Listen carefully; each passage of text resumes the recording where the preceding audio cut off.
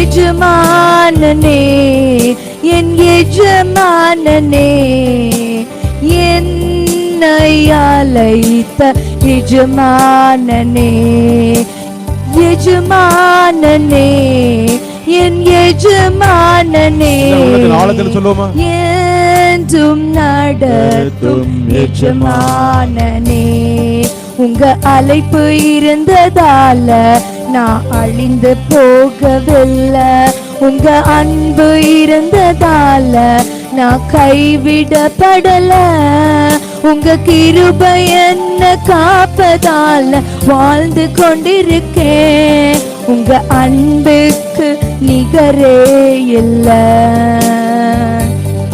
உங்க கிருபை என்ன காப்பதால வாழ்ந்து கொண்டிருக்கேன் உங்க அன்பிற்கு நிகரே இல்லை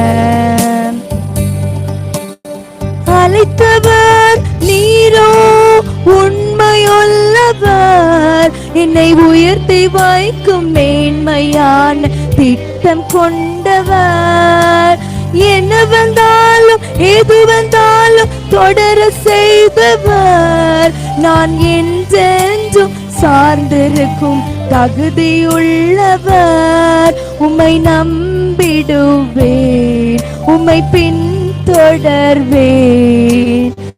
இறுதி வரை உம்மை சேவிப்பேன். ஹல்லேலூயா.